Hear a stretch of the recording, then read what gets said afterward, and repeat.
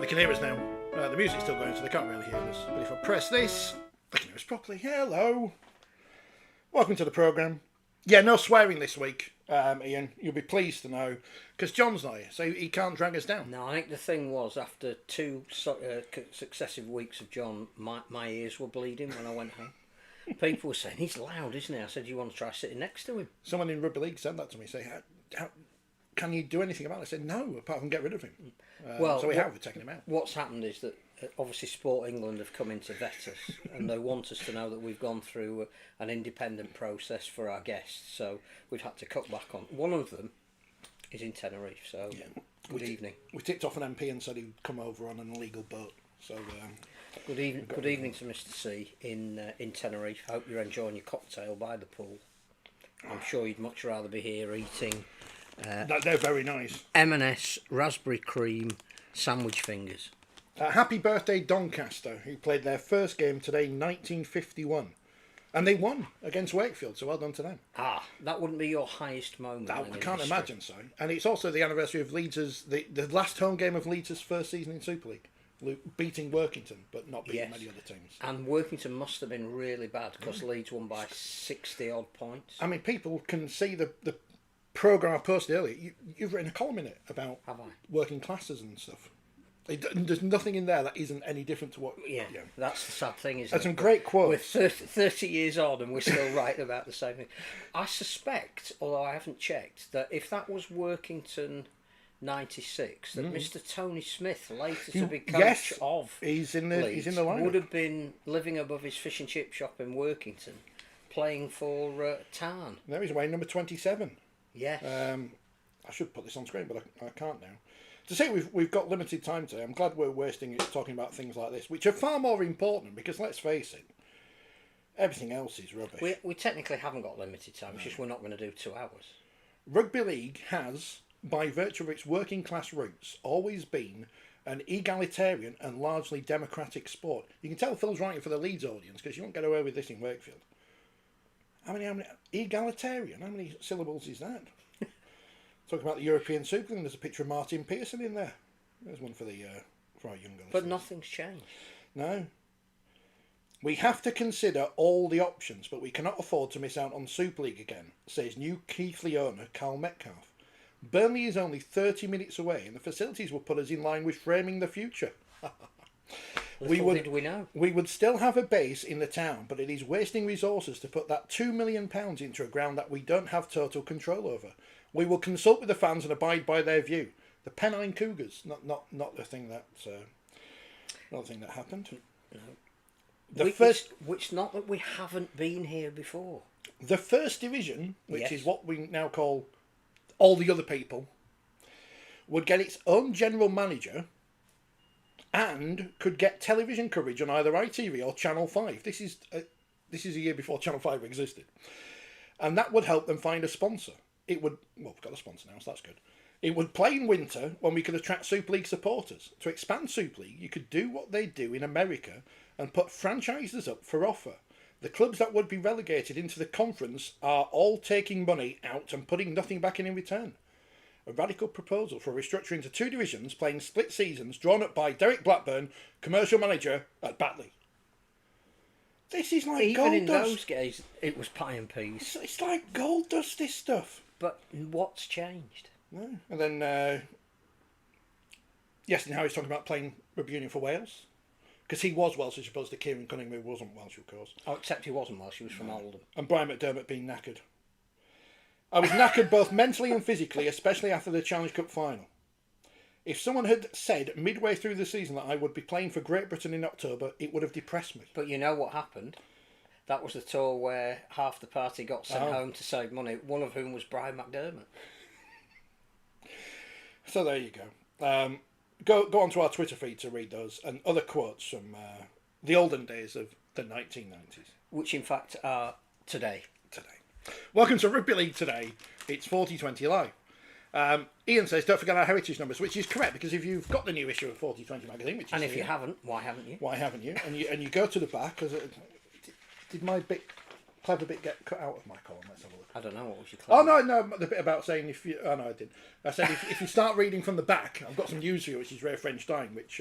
but that bit kind of got cut out, which is fair enough. But there's me and Ian. You can't see us. We're playing the Rugby League game. So where's our heritage numbers? Surely we should get heritage numbers down. Carson says, good evening, as is Phil. Do Salford get the 2 points for the bye last week, says Phil. I don't know. We're waiting for an RFL. I have a theory about this. Oh, yes. Which I don't know if you want. But... Go on. Oh, you may as well. Well, there is no definitive answer from the board yet as to how they're going to deal with the game that was either postponed or cancelled, and if they're going to award points for it. I think the ramifications of not playing that game, as in Sky saying we want some of our contract back, outweigh the fact that there is a window still to play this game. When? Midweek, before the last round of the season. Player welfare. Now, the last round of the season, who's playing? Oh, wait from Salford. That's stuff. So you play it midweek, and it doesn't disrupt Wakefield. The important thing is that they are the victims in all of this, so they get the chance to say, on the Wednesday night at Salford, we'll play a reserve team. There might be rugby union playing. The women might be there. Lerner Mar might be there, and I think midweek before they play each other again is a perfect time to play this game, rearrange it, and don't inconvenience Wakefield, and give Wakefield the opportunity to score as many points as they need to score. So I'm not sure anybody's discussed that as an option, that this game could still be played rather than just awarded, but that's what I'd be looking to do. I've tipped them by 100, so and I genuinely have. That's not made up. I have tipped them by 100, so hopefully it does go ahead, and then Wakefield do score 100 points. So I think Wakefield deserve the right for that game to be played and to not be inconvenienced. If they're both playing in the same midweek, you're not inconveniencing anybody. Wakefield can go, we've got a squad of 30 players. We'll decide who we're playing on the Wednesday night at Salford, who we're playing back at the DIY Kitchen Stadium on the Sunday, but it's the same team. So DIY Kitchens, thank you for remembering the name of the stadium. What player welfare? Player welfare. That was the official reason for the game being postponed. What about the welfare of the people who work on a contract to pull pints at the Salford Community Stadium, who will have lost their hours of work because this game was cancelled? What about the coach drivers? What about everyone else who would have been employed to do something and then it doesn't happen? Do all those people, do those people not count? What is player welfare? But even relating it to purely rugby league, where was the player welfare aspect from Salford when in week 1 they decided to play a complete reserve stroke academy team away at St Helens and got beaten by 80 points? That was their choice to do that. Nobody said, well, there could be a player welfare issue here. And in round 2, 3, 4, 5, 6, 7, 8, 9, 10, 11. I'm counting on fingers, I don't know why. 11, 12, 20 rounds of this. Every week, every month we've got are they going to get paid? What is no one knows what player welfare is. Well, it's now been used like some people use mental health issues to cover up bad behaviour. Thus, genuine people who have issues with mental health are like, what is genuine player welfare? Well, I think it goes back to the discussion that we had on here about the Challenge Cup early rounds, which I know some people didn't think was the right way of looking at it. They said, oh, it's a great way of revamping the Challenge Cup. You bring the Super League teams in around early and they all have to play away from home. But there were 3 Super League teams that played community clubs and I was at one of those games, and you were wincing because of the potential of a player welfare issue when West Warriors played Leeds Rhinos, and it ended 92-0, which does very little for the game, and the only justification for doing it was it gave West a great day out. The fact that half of them could have ended up in hospital was not a player welfare issue, apparently. Of course it is. And what was the crowd? 2,000 or something? No, it wasn't even that. No. It was about 1,1600. But that's not the point. The No, point no. was we were putting in danger a whole team of players, and the player welfare card wasn't played because we needed to revamp the Challenge Cup. I it was easy for me to go on Twitter and say Rugby League Cares were thrown under the bus in that statement because they were mentioned there along with the Rugby Football League and RL Commercial. And I asked the question, well, are they now in charge of what is a side that is... Well, it's not even competitive, is it? Because let's look at the two of the games on TV this week, and without getting into them. Castleford, Leeds and St Helens versus Huddersfield, in which the team who were the favourites won more than convincingly. So what's the difference? Well, are Castleford's players not going to... Are they... Is that a player welfare issue, or Huddersfield's players? What? Where's the line? What does it mean? Women's Super League this week. Mm-hmm. Top 4, 284. Yep. Bottom 4, 0. Where's the player welfare in that? Warrington used 3 players from Cardiff Demons, from the division below. Is there a dual registration in women's? I think they just borrowed them for the weekend. But again, they wouldn't have trained with them. They just met up. Where's the player welfare issue in all of that? Well, it doesn't count, does it? Because it's not Salford and it's not sexy. You've just got to be very careful about using that as your excuse for calling a game off. And I get some people saying the owners didn't want the demonstration that was very well planned, and full credit to everybody that was on it. They didn't want to have to deal with that before the game and it be disruptive during the game. That's why they called the game off. It's like, well, that's not a valid excuse. So, well, who owns Salford?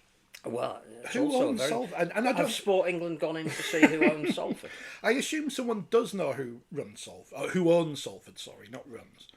But it's never been explicitly mentioned who runs Salford, because the last time we heard, way back when, fans put money into this thing, and the fans own the club, and now these people have bought the club. But how have they bought the club? Because was there any discussion with the supporters? I don't know. When I bought shares in Wakefield Trinity when we were not very well financed in 2001, yeah, 2001, end of 2001 season, we stayed up against Salford, ironically, at the Willows. And John Harbin did this great speech. We need some money, and then he left to go to Dewsbury. And I bought £25 worth of shares, which of course is pointless. Well, no, because we as shareholders sold the club at an AGM to another group. Did you get a return on your investment? But I did get a bit of paper. That's how I owned Wakefield Trinity Rugby League Football Club Limited. So, what can you do? But I owned part of a limited company. I owned a very small shareholding in a limited company, and I knew that the people who owned all of the shares would make the decision, because that's how limited companies work. You could have gone PLCs. To the AGM though, like I could, tonight at the North Leeds Leopards. Yeah, I could, and I could have got accounts and everything. We don't have any shares. No, that's a shame. Should put a franchise bid together for Super League. Make a statement on social media that you're going to do something. But I owned part of the club. I actually physically owned part of the club. I had voting rights, irrelevant, but I owned part of the club. Salford fans need to ask themselves now: if I put money into that thing, what happened? Where's the trail? Who owns Salford? And have the new owners actually bought the company, or has it reverted back to previous directors? I don't know. It's all of a just giant mess, and I don't know. I've not heard the Salford press conference from last week, the pre-match. Paul Rowley's played a blinder all season, as I've said. We're not going to any of these, and getting Christian Inu to do, I don't want to say his dirty work, but his dirty work for him. Whoever asked the question of Inu about the owners, knowing that there is a personal relationship between he and them, well done, because what a terrible answer. Because you can't. It's defending indefensible. There's a player welfare issue with the owners. It's defending indefensible. And then we have the statement from the former chief operating officer. And the allegations there. And Salford have promised an investigation into that, but they've also promised a bridging loan. Who's going to do the investigation? The people who... So the it's people such who've a been shambles. alleged against will investigate what's been alleged against them. We don't have a lot of confidence in that process, do we? No, and I just don't know what. I don't know what happens next, other than this going on and I on. think they've got the RFL will have to find a way for Salford to continue to play. The fact that Salford are saying, yeah, we'll have a team for Friday, but we didn't quite have one for this week. Like, that's nonsense. There's no point fining them a huge amount of money because the whole idea is they're not got any money, or they haven't got any liquid assets, or they've never proved those assets. It's been delivered. It's all, payday loans for wages and bridging loans that are coming that may not be coming. So it's almost impossible to deal with them in terms of a fine. Take points off them, so what? Are they going to be in Super League next year anyway? It's a mess, which is why I would rearrange this game. And I would then be able to go to Sky and say, look, we did inconvenience you because your game wasn't played when you had it scheduled, but if you want to put it on this Tuesday night or Wednesday night, whenever it is, it's behind the red button anyway. It's on your app. So academy, reserves and scholarship teams.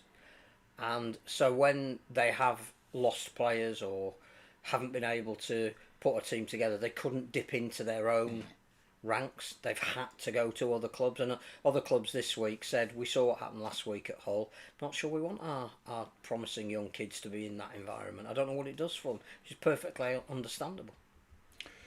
So who decides what a player welfare issue? Because the statement says the Rugby Football League, RL Commercial and RL Cares. So which of those three bodies decides that their excuse for not playing this game was valid? I don't understand. I think it'll be the RFL board ultimately, I think. The ones who it's not their fault. It's not their fault that this situation's still been going on, despite the fact this was one of the reasons that they came in to sort this out, because their spokesperson, unofficially, said on social media, well, it's not us. It's like the government, isn't it? The government comes in, the government changes over. All the bad things, that's the other lot, that's them lot. But it's not us. There's no one party that is culpable. There's several, for several different reasons. So the owners clearly are culpable for not providing the funds they said they had. The governing body is culpable because some of the due diligence that they should and perhaps haven't done has led to a situation where they've backed themselves into a corner that as soon as the season kicks off, there's not a lot you can do. There are things you can do before the season kicks off if you already know that perhaps there's an element of doubt that the people who are now the new owners can deliver on what they've said, because you've got past history. You've got people that you can ask who've had dealings with them in the past and say, are these people credible? Do they, in previous dealings where they've said, we're going to deliver this, have they delivered it? And if the answer is, well, actually, they haven't, then you can make a decision, because that's what a governing body does. We just got to get to the end of the year. We've got to help Salford to get to the end of the year. Also, bearing in mind, as a game, we've invested £500,000 in them to keep them going. Which again looks like a really shocking investment. But now you've got to this point, you've got to see it through. If the internet isn't working, I apologise, but we'll barrel on. I don't know. Well, I'm on my hotspot anyway, so it should be working. I don't think it is, but that's I'll keep. Has been since November. When was the coup? Really January. Are we allowed to call it the coup? Yeah, I think that was sort of late January that happened. And still, who owns Salford? Who's at fault here? Are we going to have an investigation into it when it's all done? It's too late. But we've got to find people who we need to get out of the sport because of the way things have gone. Otherwise, we'll end up like all these people who keep going from club to club to club, despite mismanaging club after club after club, and still getting work. For the only reason why, because they've previously done the job. I get that it's not the brief of the governing body to micromanage any club. That has to be the responsibility of the club. I don't necessarily get that you authorise people to run a club who have not got a track record to run a club. So I think that's where their responsibility lies. Like the other sort of governance issue is Sport England, and So they're aware of they're aware of what's going happened, on, yeah. why it's happened, why they bought in, why they've been bought in. So I think that's one thing that has to be part of the story. This isn't, oh, Sport England have just found out that Rugby League have gone off and done something that jeopardises their money. They do have someone on the board. I think the other thing about it is the word that isn't, I don't think, in the Guardian piece, but is in the RFL response, is transitional. Right. So the RFL have gone from a board which was elected in a certain way to the game itself being that the clubs saying, we don't think this is right, we want to move to something else. It now fits in with our articles and our constitution, but it's transitional. So Nigel Wood coming in is to do a certain job